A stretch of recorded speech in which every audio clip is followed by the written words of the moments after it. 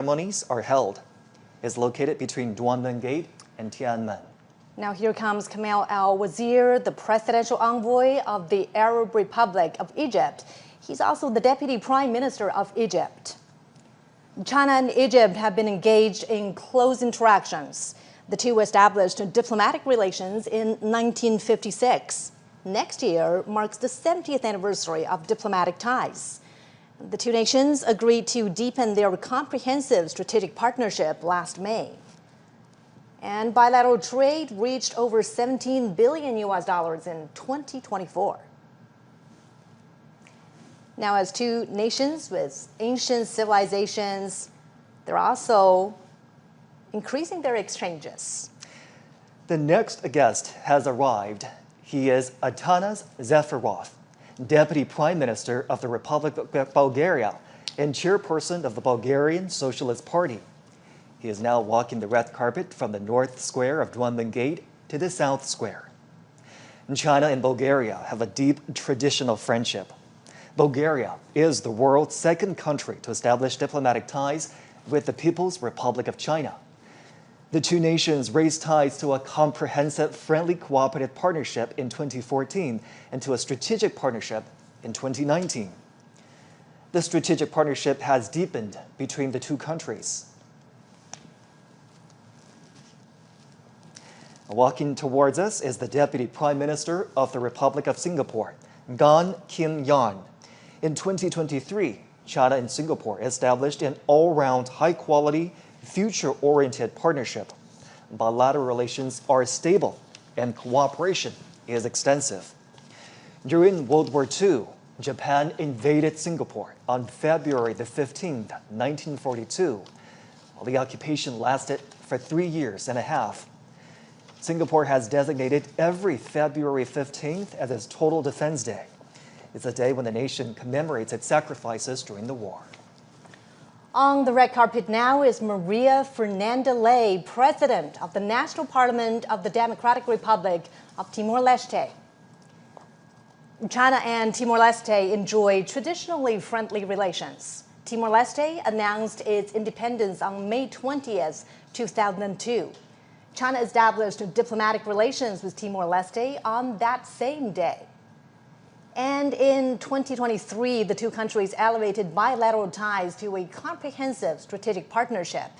They reached consensus on the overall direction to build a China-Timor-Leste community with a shared future in July last year.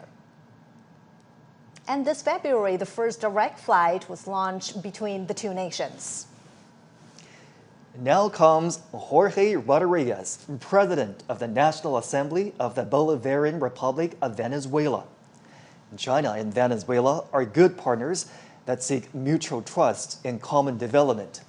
The two nations enjoy an ironclad friendship. China and Venezuela elevated their ties to an all-weather strategic partnership in 2023.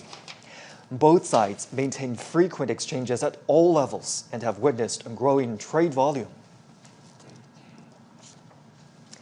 Next is the acting president of the Republic of the Union of Myanmar, Min Aung Hlaing. China and Myanmar enjoy long-standing friendship. The two countries established diplomatic ties on June 8, 1950, and this year marks the 75th anniversary. The two countries have steadily advanced their friendly relations. They are actively building the China-Myanmar community with a shared future. During World War II, Chinese expeditionary forces fought Japanese aggressors in Myanmar, then known as Burma. They safeguarded the passage to southwestern China and supported the people of Myanmar in their fight for independence. And next is Speaker of the National Assembly of the Republic of Korea, Woo Won-sik, and his wife. China and South Korea are neighbors and cooperative partners. The two countries established diplomatic ties in 1992 and elevated relations to a strategic cooperative partnership in 2008. China is the largest trading partner of South Korea. South Korea is the second largest trading partner of China. The two countries have 228 pairs of sister provinces and cities. The Chinese people fought side by side with the Koreans to resist Japanese aggression and colonialism. The old site of the Provisional Government of the Republic of Korea has been preserved in China. Next is the President of the Republic of Maldives, Mohamed Muzu. The president made his first state visit to China in January 2024 and was the first foreign leader to visit China that year. The two heads of state upgraded their relations to a comprehensive strategic cooperative partnership. Trade cooperation between the Maldives and China began in 1981. Since then, they have maintained good momentum, with tourism a significant part. Chinese tourists comprise the biggest share of Maldives' international tourism. They have expanded exchanges and cooperation in key sectors such as education, culture, and health. Now, Prime Minister of the Republic of Armenia, Nikol Pashinyan. Also accompanying him is his wife. China and Armenia have maintained healthy and stable momentum in bilateral ties since establishing diplomatic relations in 1992. Their ties were upgraded to a strategic partnership on August 31st, when Chinese President Xi met with Prime Minister Pashinyan in Tianjin. In 2024, bilateral trade rose 15% to $1.8 billion. In January 2020, their mutual free visa policy took effect. The two nations enhanced their connectivity by launching their first direct civilian flights in September 2024. Walking on the red carpet right now is the Prime Minister of the Slovak Republic, Robert Fico. In 2024, he paid a visit to China as the two sides celebrated the 75th anniversary of diplomatic ties. And during that visit, China and Slovakia elevated their relations to a strategic partnership. China and Slovakia have maintained a positive momentum in the development of their relations and steadily expanded their cooperation in various fields. Slovakia was a guest of honor in the 4th China's Central and Eastern European Countries Expo in Zhejiang province this May. And as the Second World War dragged on, the Slovaks launched a resistance movement against Nazi Germany. With unremitting courage and determination, the Slovakian people contributed to victory in the World Anti-Fascist War. If you're just joining us here on CGTN, you're looking at live pictures of the Duanmen Gate near Tiananmen Rostrum, where international dignitaries have been arriving. We've been tracking the arrival of heads of state and government for you right here on CGTN. And the motorgates keep pulling up. International dignitaries are arriving at the red carpet rolled out in their honor. And some of the guests attending today's commemoration previously attended the Shanghai Cooperation Organization Summit in Tianjin, which just concluded in the northern port city. And in that summit, the leaders jointly issued the Tianjin Declaration. Now comes the president of Mongolia, Ukhna Hurosa, and his wife. China's land border with Mongolia is the longest at 4,710 kilometers. The two countries have been deepening mutually beneficial cooperation over the past 70 years since they established bilateral ties. They have achieved a rapid development and significant outcomes in relations in more than 2 decades.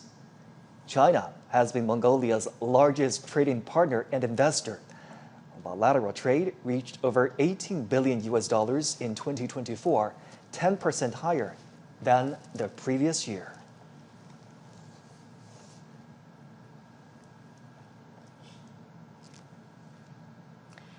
And this is the president of Turkmenistan, Serdar Berdimuhamedov.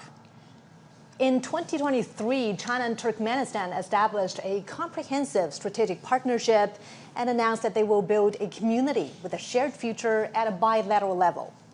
Trade volume has reached nearly $5 billion in the first half of this year. China and Turkmenistan have jointly built 3 gas pipelines connecting China and Central Asia. Cultural exchanges between these two countries are frequent. The Chinese language is taught in elementary and middle schools in Turkmenistan. On the red carpet now, our first Secretary of the Central Committee of the Communist Party of Cuba and President of the Republic of Cuba, Miguel Diaz-Canel, and his wife. Cuba was the first country in Latin America to establish diplomatic ties with the People's Republic of China. This year marks their 65th anniversary. In the past 65 years, China and Cuba have always trusted and supported each other, setting an example for unity and cooperation between socialist countries and mutual assistance with sincerity among developing countries. In World War II, Cuba provided military support and supplies to the Allied forces. Now on the red carpet is President of the Kyrgyz Republic, Sadir Japarov. China and Kyrgyzstan are connected by mountains and rivers, and the two peoples are connected heart to heart. Their relations have seen great development in recent years. In 2023, the two countries established a new era all-round strategic partnership and announced the building of a China-Kyrgyzstan community with a shared future of good neighborliness and shared prosperity. China is Kyrgyzstan's largest trading partner. Bilateral trade in the first half of this year has increased by 53% from a year ago to over $14 billion.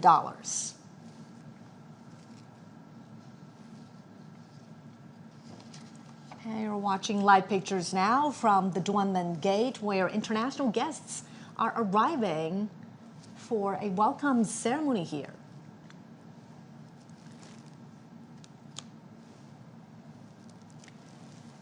And now we are seeing pictures of the President of the Republic of Azerbaijan, Ilham Aliyev, and his wife.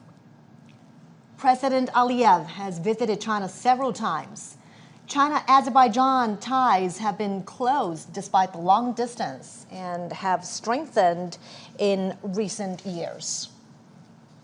The two countries have had close, high-level communications in recent years. This April, the two heads of state announced a comprehensive strategic partnership between China and Azerbaijan.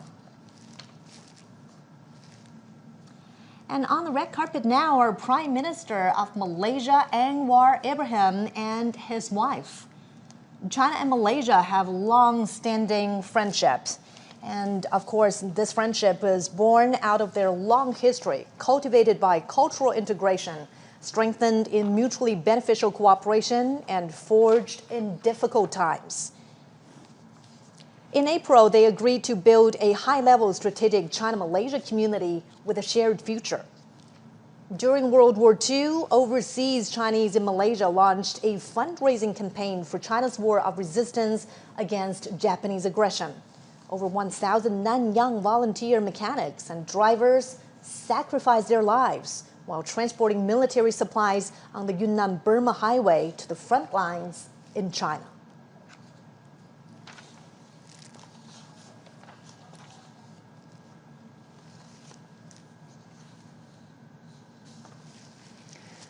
Now you're looking at live pictures at the Duanmen Gate, where international dignitaries are continuing to arrive for a red carpet that's rolled out in their honor. The Duanmen Gate is just north of the Tiananmen rostrum. On the red carpet now is Tonglun Sisilith, General Secretary of the Lao People's Revolutionary Party Central Committee and the President of the Lao People's Democratic Republic. China and Laos have a long history of friendship. They're good neighbors and comrades. They have deepened exchanges and cooperation in fields such as politics, economy, military, and culture and health. They also coordinate and cooperate closely in regional and international affairs. Bilateral trade cooperation has expanded in recent years. China is Laos's biggest investor, second exporter, and second largest trading partner. The China-Laos Railway has earned the name of the Golden Passage due to record volume of passengers and freight.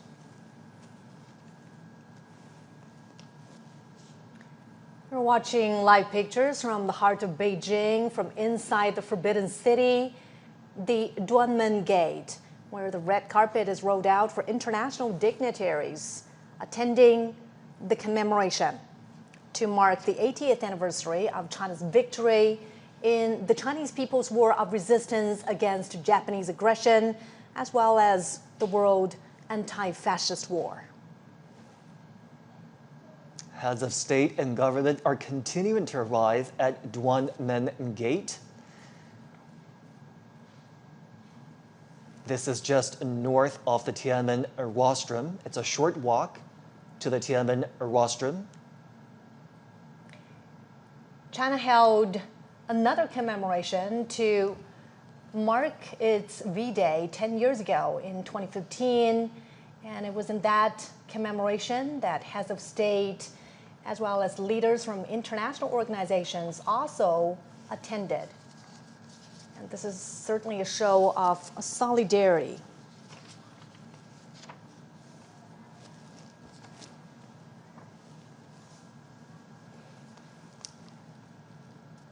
And we're moments away now from the commemoration. It's going to begin in less than an hour.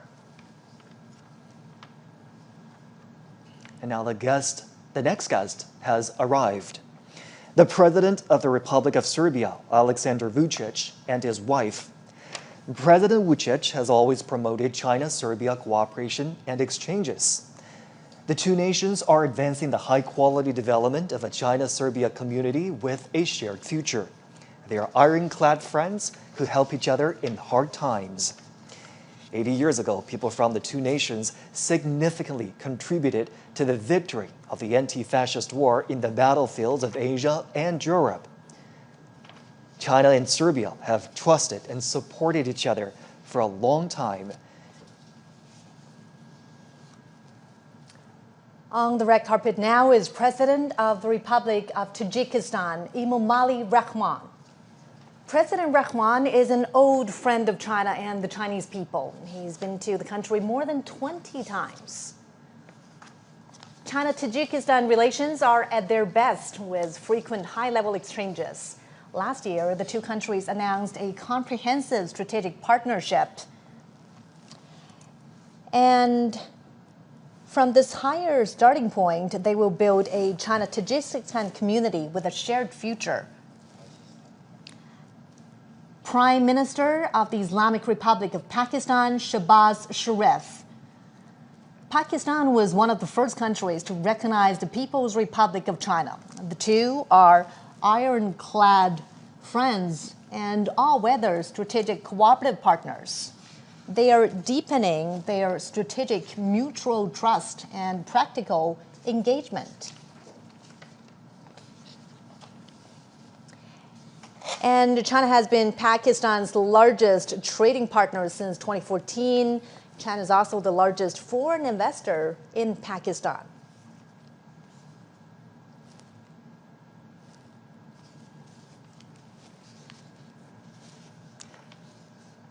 Next, the President of the Republic of Belarus, Alexander Lukashenko. This is Lukashenko's 16th visit to China.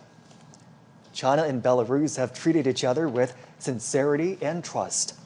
As all-weather, comprehensive strategic partners, the two have maintained close, high-level exchanges and achieved milestones in their expanded bilateral cooperation.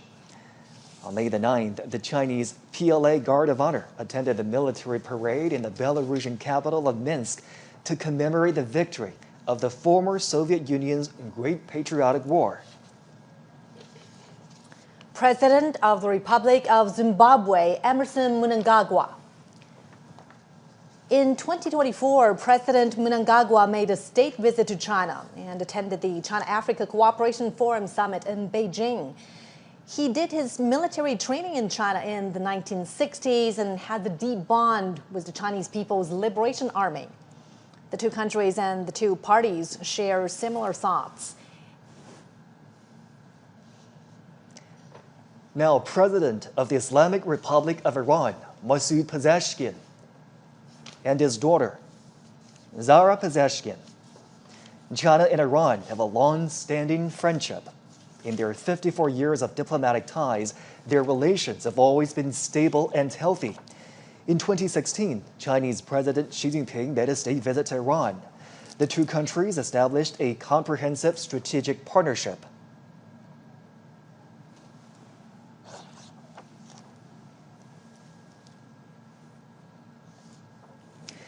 Next is the President of the Republic of the Congo, Denis Sassou Nguesso. Among African leaders, he is one of those who has made the most visits to China and met with Chinese President Xi Jinping. The two heads of state have a deep friendship.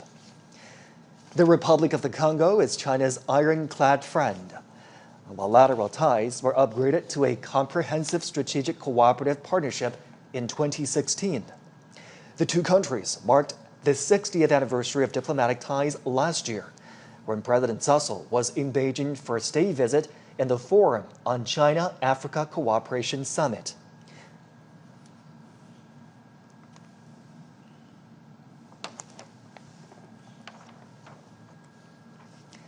Next, the King of Cambodia, Norodom Sihamoni. China and Cambodia have enjoyed long-standing friendship. The two peoples have interacted for their mutual benefit. This April, they elevated bilateral relations to an all-weather China-Cambodia community with a shared future in the new era. It's the first time China has upgraded ties with a Southeast Asian country to such a level. And walking on the red carpet are President of the Republic of Uzbekistan, Shavkat Mirziyoyev, and his wife. President Mirziyoyev has been to China many times. Friendly cooperation between the two peoples has been vigorous under the Silk Road spirit.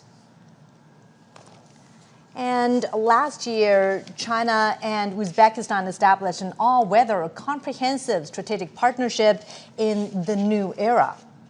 And they have announced to advance the building of a China-Uzbekistan community with a shared future. President of the Socialist Republic of Vietnam, Luong Nguyen. China and Vietnam share a long history. They are comrades and brothers. And the founding father of Vietnam, Ho Chi Minh, joined and supported the Chinese People's War of Resistance against Japanese aggression in places such as Yan An, Guilin, Chongqing, and Kunming. This year is the 75th anniversary of their diplomatic ties. It's also the year of cultural exchanges between the two sides. And China and Vietnam have deepened their relations in recent years with frequent visits and contact between leaders of the two countries.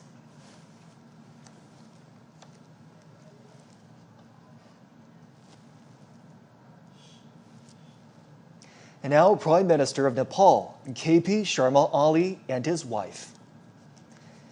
Connected by mountains and rivers, China and Nepal have a long history of friendly exchanges. This year is the 70th anniversary of their diplomatic ties. The two countries have seen healthy and stable development in bilateral relations and strengthened political trust. China and Nepal have also expanded cooperation in various fields and under the Belt and Road Initiative. In 2019, their relations were upgraded to a strategic partnership of cooperation featuring everlasting friendship for development and prosperity. And this partnership continues to deepen. And again, CGTN is bringing you live pictures from the heart of Beijing. the Duanmen Gate, which is to the north of the Forbidden City.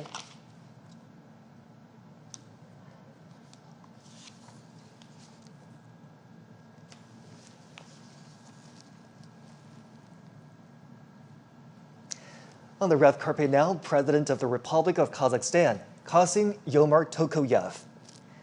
China and Kazakhstan relations have been tested by changes and challenges, but they always remain at a high level. China and Kazakhstan raised bilateral ties to a permanent, comprehensive strategic partnership in 2019. In 2022, they pledged to build a community with a shared future defined by lasting friendship, a high degree of mutual trust, and sharing weal and woe. In June, Chinese President Xi Jinping was in Kazakhstan for the second China-Central Asia Summit. There, the leaders agreed to forge a China-Central Asia spirit of mutual respect, mutual trust, mutual benefit, and mutual assistance for the joint pursuit of modernization through high-quality development. The two countries have achieved milestones in educational, cultural, scientific, and technological cooperation. The two countries have 26 pairs of sister provinces and cities. Beijing and Astana, their capitals, are sister cities. Next is the General Secretary of the Workers' Party of Korea, and President of the State Affairs of the Democratic People's Republic of Korea, Kim Jong-un. China and the DPRK established diplomatic ties on October 6, 1949. The DPRK was one of the first to establish ties with the People's Republic of China. Linked by mountains and waters, China and the DPRK are friendly neighbors. This year also marks the 80th anniversary of Korea's liberation. The two peoples supported each other in hard times and through war. They jointly fought against Japanese aggression and made significant contributions to the World Anti-Fascist War and the cause of justice of humanity. The traditional friendship between the two countries was cemented by the old generations of their leaders. Their friendship, also forged in bloody and fiery revolutions, has developed in the process of their socialist construction and is priceless. In recent years, General Secretary Xi Jinping and General Secretary Kim Jong-un have maintained communication through various means. They lead and guide bilateral ties into a new historical phase.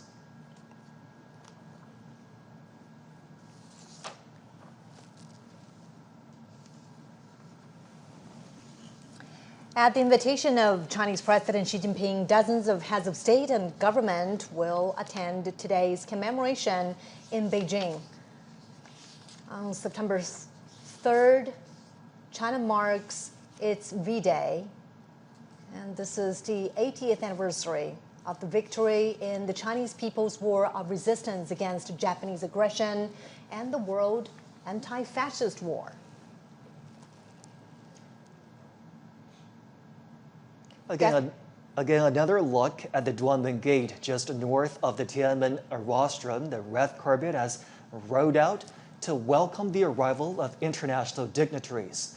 We've been tracking the arrival of heads of state and government for you right here on CGTN. One by one, their motorcades pulled up, and the leaders arrive for the commemoration of the 80th anniversary of the victory of the Chinese People's War of Resistance against Japanese aggression and the World Anti-Fascist War. A commemoration ceremony and a grand military parade are going to take place on Tiananmen Square and along Chang'an Avenue in less than an hour. We have different teams of reporters covering this event for us. Obviously, the military parade will be the highlight of the day and the highlight of the commemoration. We do understand that new armaments and equipment will be shown in that military parade. They are domestically made, and also they are all active combat gear. And at this moment, the Tiananmen Square is decorated and ready for the commemoration. Troops and armaments, as we speak, are lining up along Chang'an Avenue. They're ready for the inspection of the Commander-in-Chief.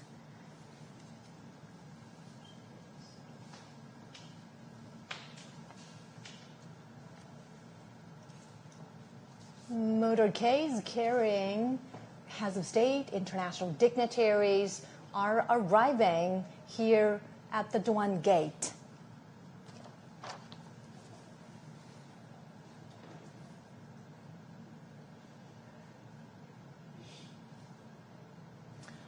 On the red carpet right now is President Prabowo Subianto of the Republic of Indonesia. He arrived early this morning, and China welcomes his arrival. He's here at the invitation of Chinese President Xi Jinping. Now, under the strategic guidance of the two heads of state, China and Indonesia have opened a new chapter of jointly building a community with a shared future. During World War II, Chinese people living in Indonesia donated money and supplies. Many of them returned to China to join the resistance and became heroes. Renowned Chinese writer and anti-fascist intellectual Yu Dafu traveled to Southeast Asia to join the resistance. And he was killed in Sumatra, Indonesia. He wrote, "Our generation should sacrifice for the war of resistance." President Prabowo made a state visit to China soon after his presidential inauguration in 2024. China and Indonesia are traditional friends and neighbors. And it was in this year that China and Indonesia embarked on a new chapter of bilateral ties by building a community with a shared future.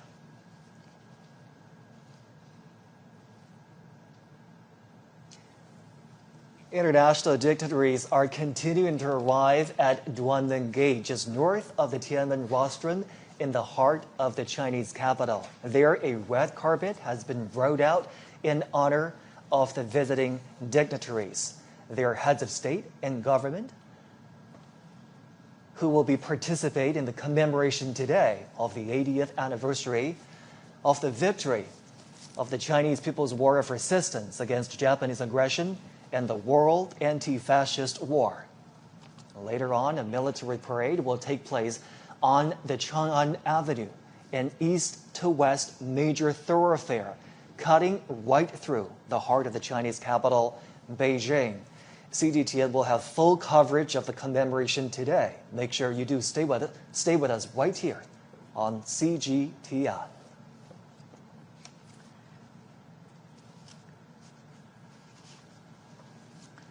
We've been tracking the arrival of international dignitaries right here on CGTN for you. They're now arriving at the Duanmen Gate, just north of the Tiananmen rostrum. A red carpet has been rolled out for them. That's right. And the Duanmen Gate is where this reception is taking place. Now we're seeing another limousine.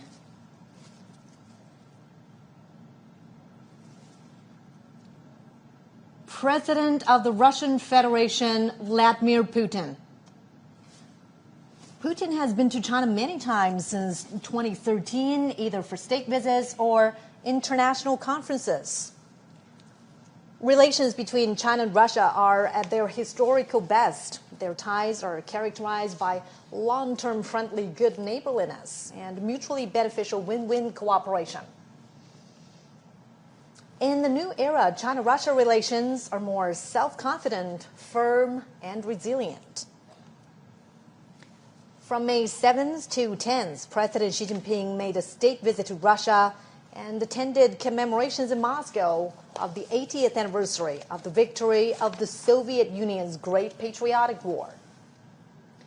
In World War II, China was the main battlefield in Asia, and the Soviet Union was the main battlefield in Europe.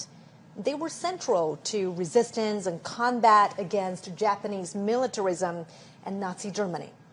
They made decisive contributions to the victory in the World Anti-Fascist War. China and Russia are expanding mutually beneficial cooperation in all aspects. Bilateral trade has reached a high of over $244 billion last year. And China and Russia have active cultural exchanges and close cooperation at local levels. They have 168 pairs of sister provinces and cities, and there are also dozens of provincial-level economic partnerships.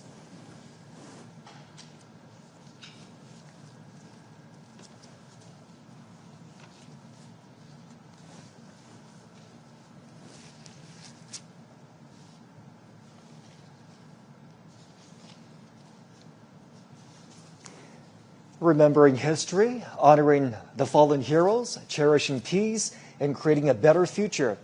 And this is our special program commemorating the 80th anniversary of the victory in the Chinese People's War of Resistance against Japanese aggression and the World Anti-Fascist War. International dignitaries have now arrived and are meeting the Chinese president and his wife. As we're watching right now, Chinese President Xi Jinping and Madame Peng Liyuan are welcoming international dignitaries at the South Square of Duanmen Gate. These are heads of international organizations that are walking down the red carpet to be received by the Chinese president and his wife. That's right.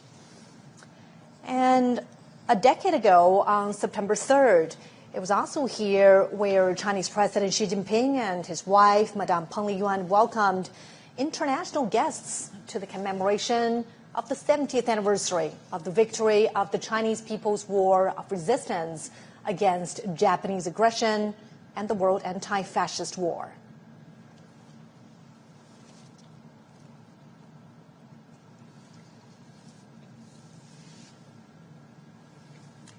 Many of the guests attending the commemoration today previously attended the Shanghai Cooperation Organization Summit in Tianjin, which concluded just a few days ago. That's right, and President Xi says the SCO is a proactive force for world peace and development. It is the first grouping to put forth the vision of global governance, featuring extensive consultation and joint contribution for shared benefit as an effort to practice true multilateralism. He also said the SCO always stands on the side of international fairness and justice and champions inclusiveness and mutual learning between civilizations and opposes hegemonism and power politics.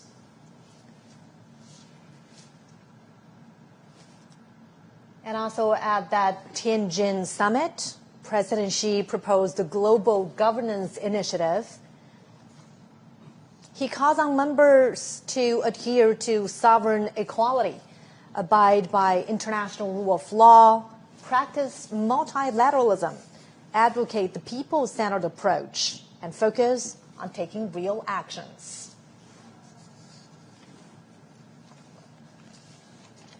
The Chinese president and his wife greeting the international dignitaries that have arrived in Beijing for the commemoration of the 80th anniversary of the victory of the Chinese People's War of Resistance against Japanese aggression and the World Anti-Fascist War. We're watching live pictures from the heart of Beijing, the Duanmen Gate, to the north of the Forbidden City. Dozens of heads of state and leaders of international organizations are arriving on the red carpet. And in about half an hour, the commemoration ceremony will begin on Tiananmen Square. As part of this commemoration, a grand military parade will also take place. Troops and armaments are standing by ready along Chang'an Avenue as we speak.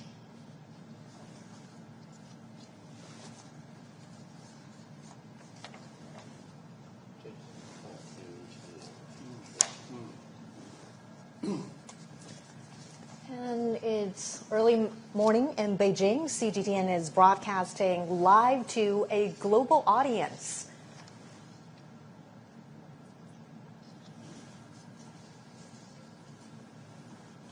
The president is saying to his guests, welcome, welcome.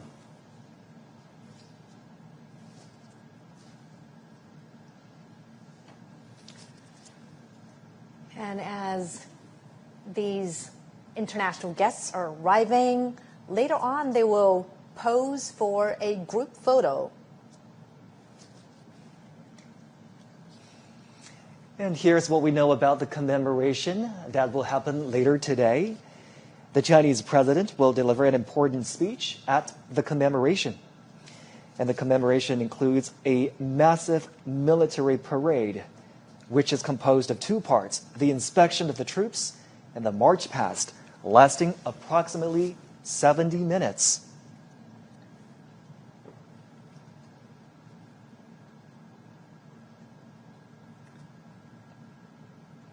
The Chinese president and his wife welcoming guests arriving for the commemoration. And now they're walking towards a group photo where the arriving international dignitaries will take a group photo together with the Chinese president. We are certainly marking a significant anniversary today on September 3rd.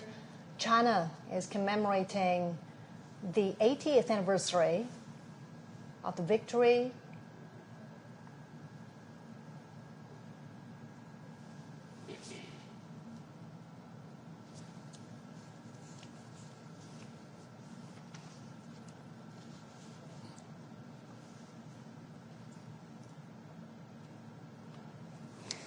This gathering today in commemoration of the victory also heralds a new beginning for all countries to work together to create a harmonious world and safeguard global peace.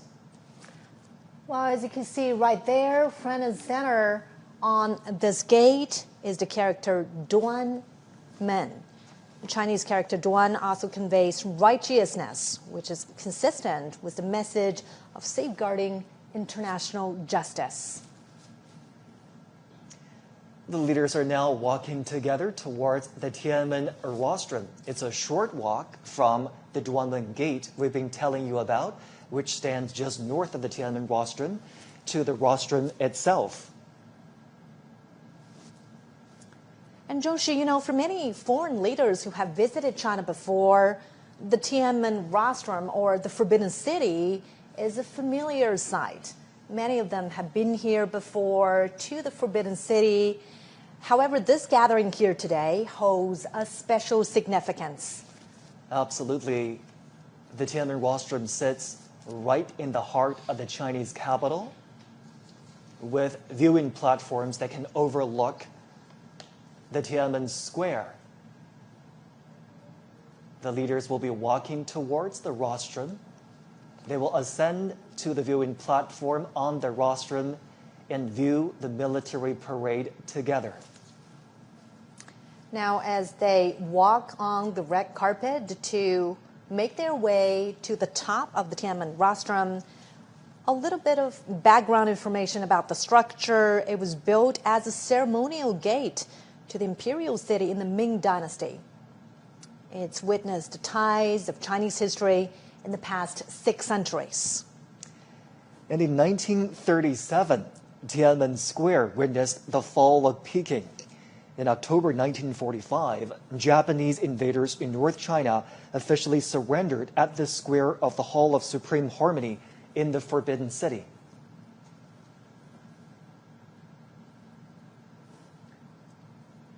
Today's commemoration is certainly big national event, a military event as well, as troops and armaments are standing by ready for the inspection. It is also a significant diplomatic event, as heads of state, leaders of international organizations are convening here to review the commemoration and the parade. The leaders are making full use of this time as they walk together to the Tiananmen rostrum, engaging in friendly chit-chat and conversations. And today, the Tiananmen rostrum, steeped in the depths of history, will again witness new glory.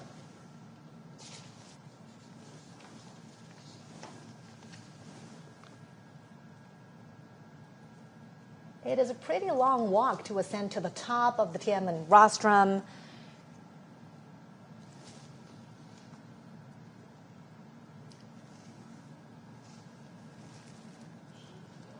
Decades ago, World War II ended with over 100 million casualties among soldiers and civilians worldwide. Chinese casualties were more than 35 million. And today is about commemorating the victory in that war, in the Chinese People's War of Resistance against Japanese aggression, as well as the World Anti-Fascist War. And now the leaders are arriving at that expansive viewing platform up on the Tiananmen rostrum.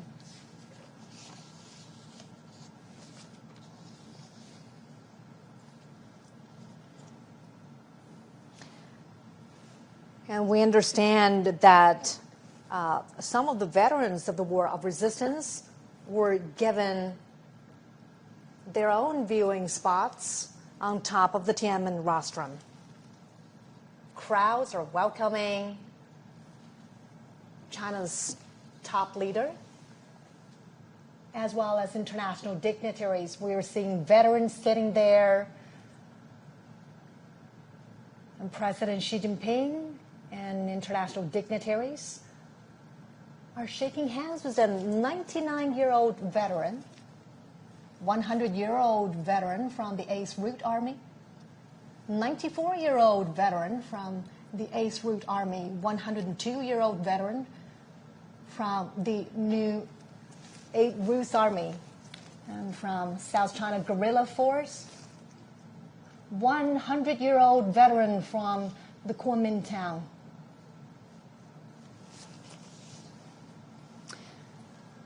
And during the fight against the Japanese aggression, the Chinese people established a national united front to safeguard their homeland. Obviously, the Chinese president was very pleased to see the veterans present up on the Tiananmen rostrum. He even introduced the veterans to his guests there, and shaking hands with the veterans, greeting them, welcoming them to this very important commemoration. And the veterans represent the legacies of this long-fought war. And their spirit of resilience, of peace, of perseverance still echo on every inch of China's soil now.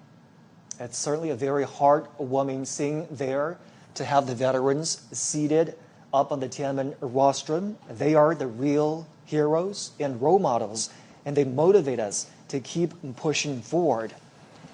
The victory of the Chinese People's War of Resistance against Japanese aggression is a glory shared by the Chinese nation and also people worldwide who stand for justice.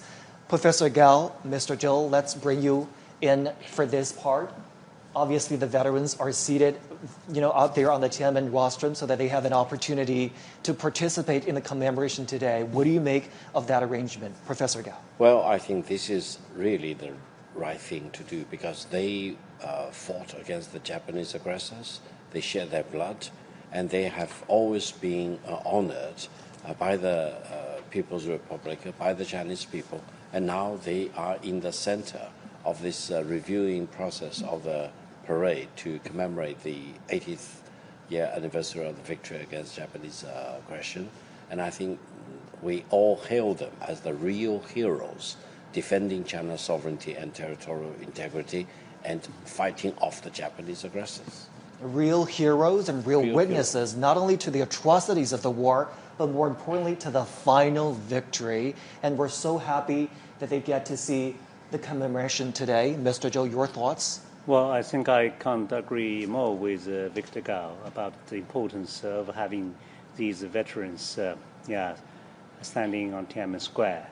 I think it's rare, It won't be easy for us to see these people right now because they're all very old people, but they're still alive, but they can still see how strong China is today, in which they have made their due and a great contribution. So I think that is indeed a great honor for them to be there and for us to see them there.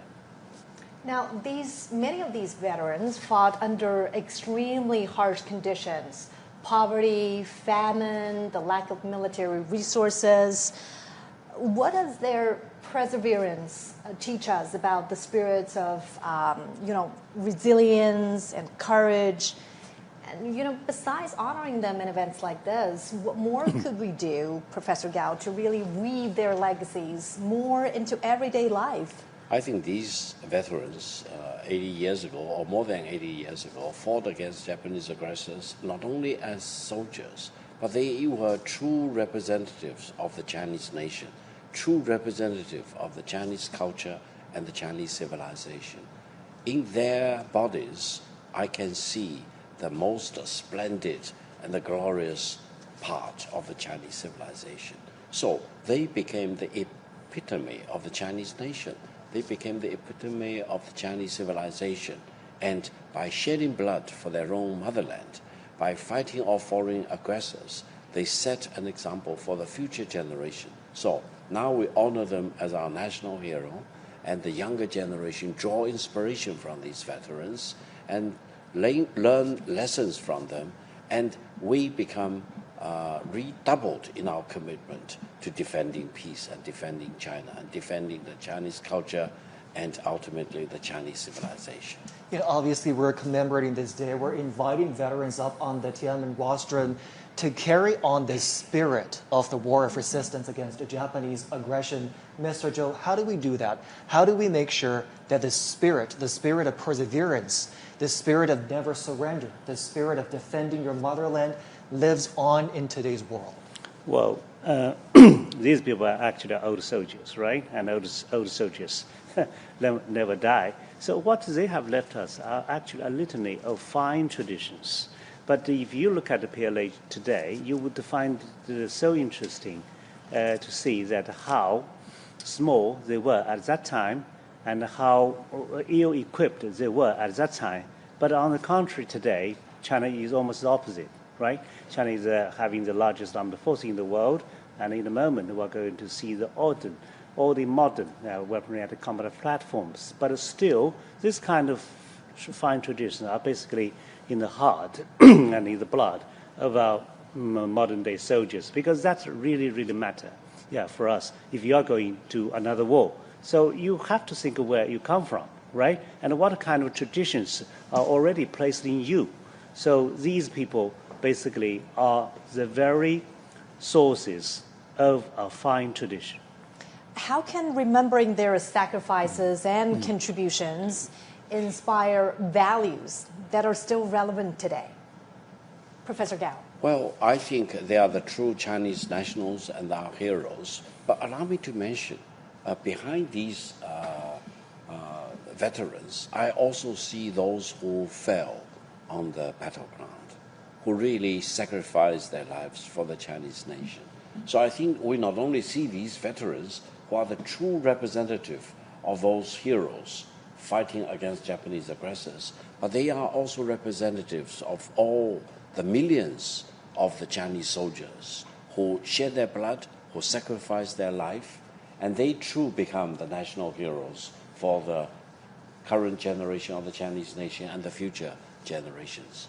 And I think by honoring them, we honor ourselves, we honor our national history and our Chinese civilization, and we honor peace. That is the most important thing. We talked about international solidarity towards ending the Second World War, and the international solidarity is also present today with the turnout of those international dignitaries that have arrived in Beijing. You're looking at live pictures of the Tiananmen Square that's fully decorated for the commemoration today. There are the year marking installations that show the years 1945 and 2025.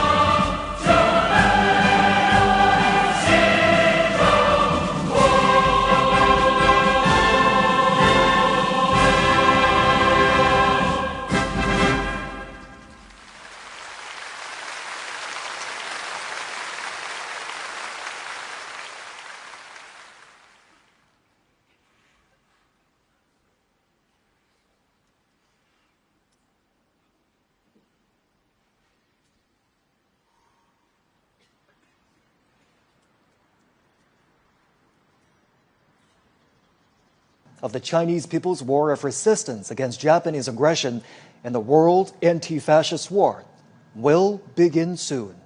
CGTN is broadcasting the commemoration live to global audiences.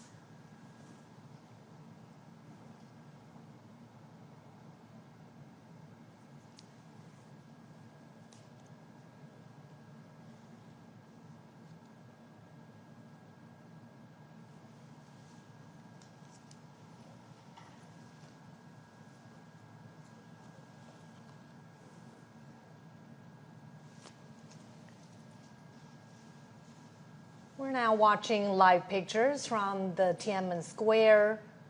The commemoration is going to begin in just a moment.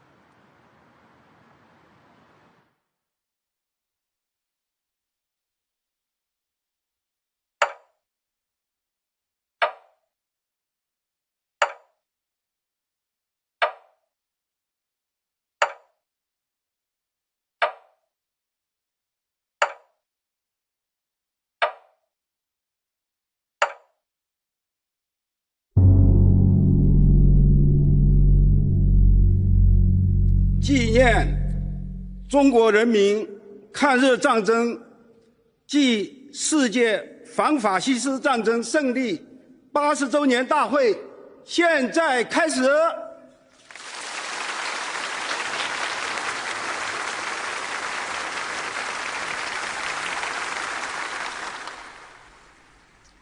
请全体肃立，鸣礼炮。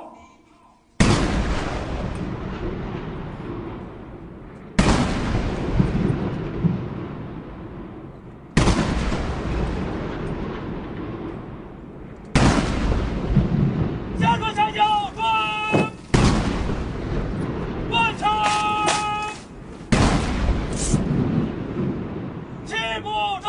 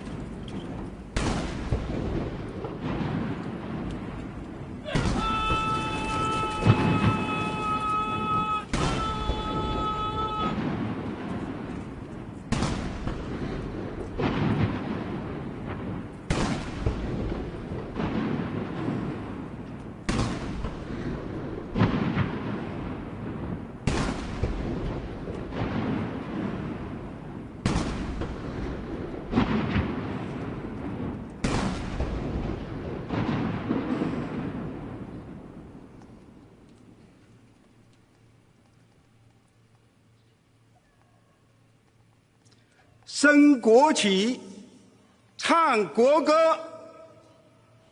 敬礼！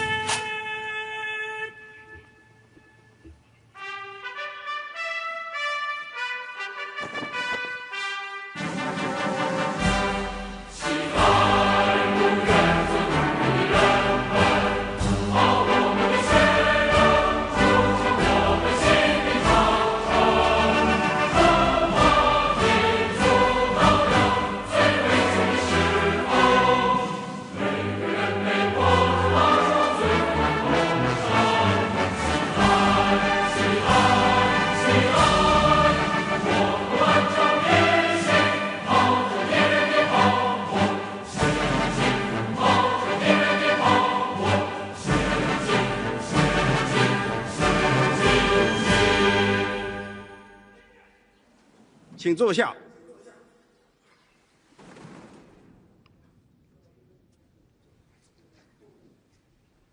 请中共中央总书记、中华人民共和国主席、中央军委主席习近平同志发表重要讲话。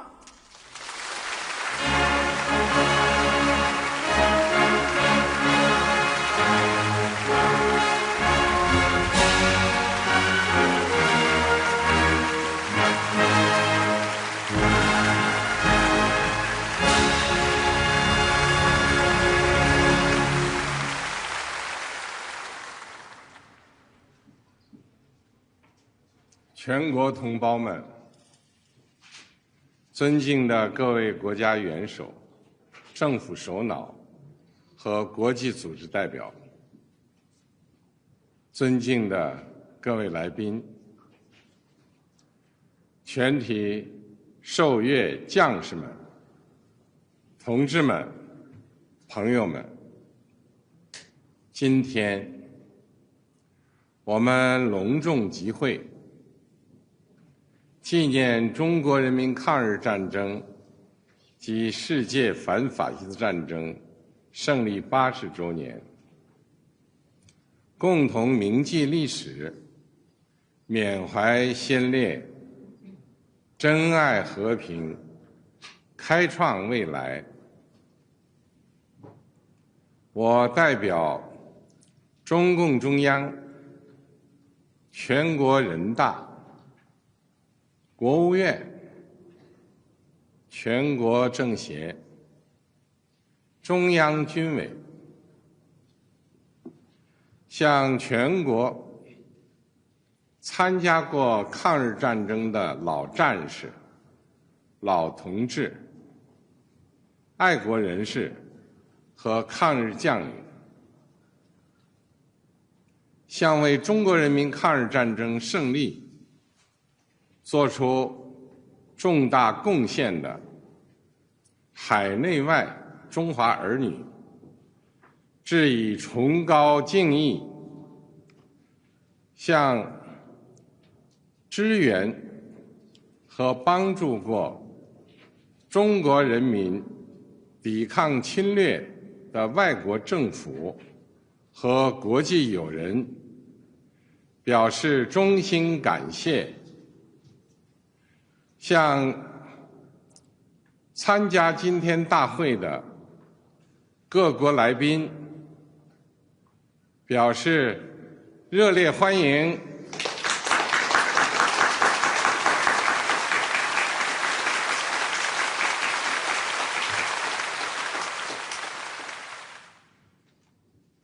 同志们、朋友们，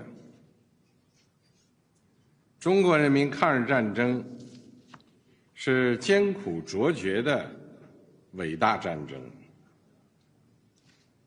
在中国共产党倡导建立的抗日民族统一战线旗帜下，中国人民以铮铮铁骨战强敌，以血肉之躯筑长城，取得近代以来反抗外敌入侵的第一次完全胜利。中国人民抗日战争是世界反法西斯战争的重要组成部分。中国人民以巨大的民族牺牲，为拯救人类文明、保卫世界和平，做出了重大贡献。历史警示我们，人类命运休戚与共，各个国家、各个民族只有平等相待、和睦相处、守望相助，才能维护共同安全，消弭战争根源，不让历史悲剧重演。同志们、朋友们，中华民族是不畏强暴、自立自强的伟大民族。当年，面对正义与邪恶、光明与黑暗、进步与反动的生死较量，中国人民同仇敌忾，奋起反抗，为国家生存而战，为民族复兴而战，为人类正义而战。今天，人类又面临和平还是战争，对话还是对抗，共赢还是零和的抉择。中国人民坚定站在历史正确一边，站在人类文明进步一边，坚持走和平发展道路，与各国人民携手构建人类命运共同体。中国人民解放军始终是党和人民完全可以信赖的英雄部队，全军将士要忠实履行神圣职责，加快建设世界一流军队，坚决维护国家主权、统一、领土完整，为实现中华民族伟大复兴提供战略支撑，为世界和平与发展做出更大贡献。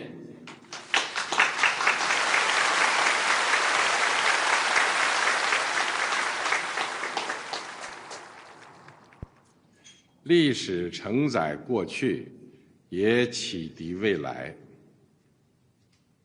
新时代新征程，全国各族人民要在中国共产党坚强领导下，坚持马克思列宁主义、毛泽东思想、邓小平理论、三个代表重要思想、科学发展观，全面贯彻新时代中国特色社会主义思想，坚定不移走中国特色社会主义道路，传承和弘扬伟大抗战精神，踔厉奋发，勇毅前行，为中国式现代化全面推进强国建设、民族复兴伟业而团结奋斗。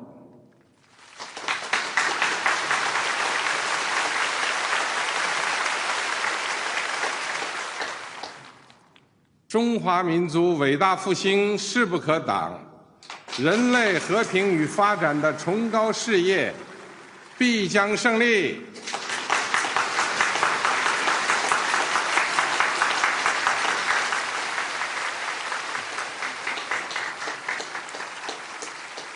阅兵开始。标兵就位。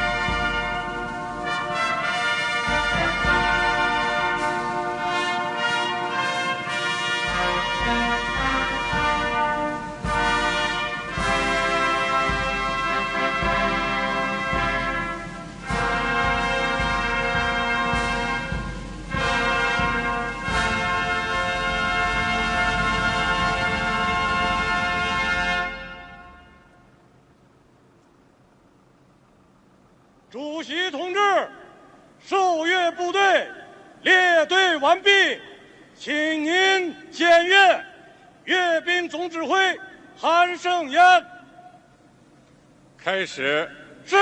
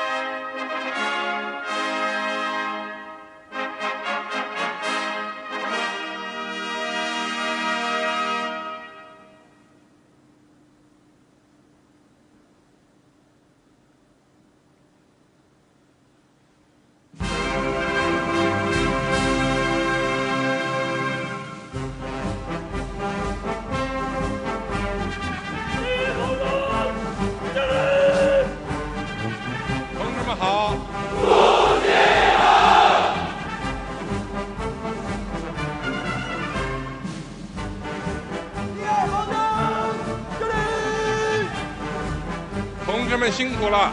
为人民服务！地方方针，正义！同志们好！主席好！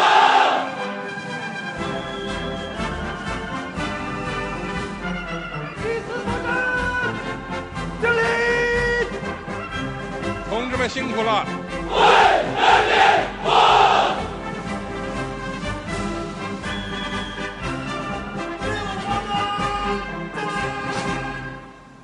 同志们好！主席好！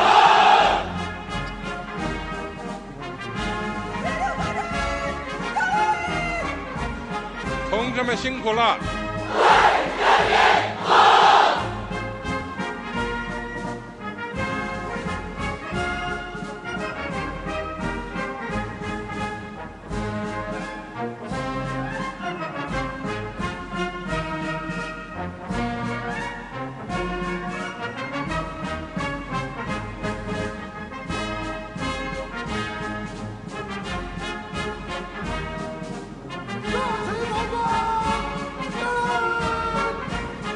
同志们好！主席好！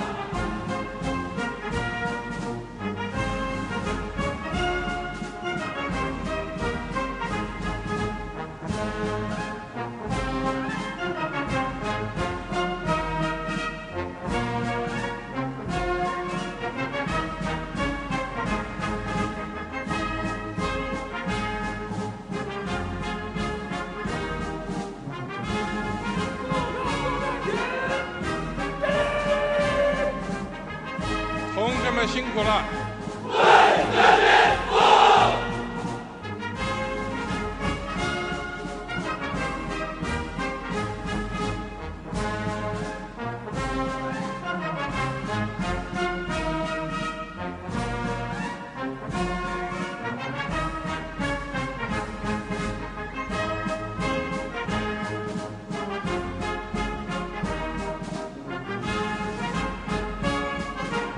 台上观臣，敬礼！同志们好！主席好！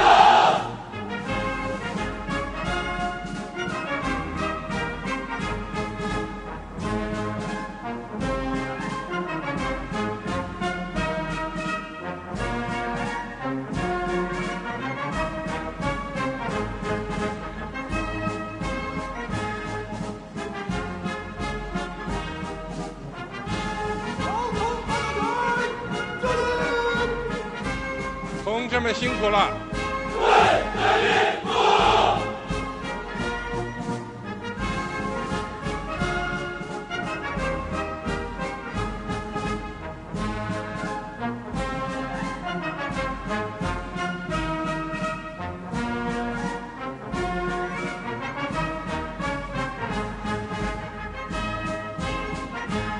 信息作战区，敬礼！同志们好！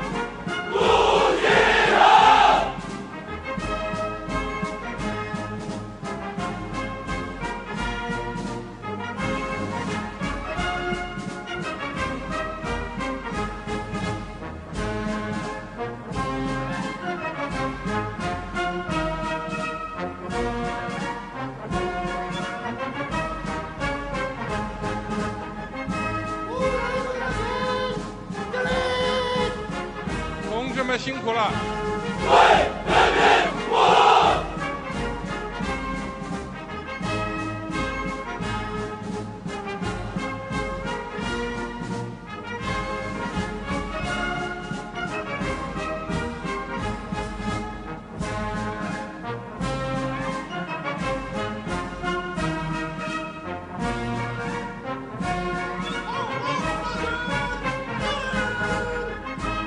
同志们好！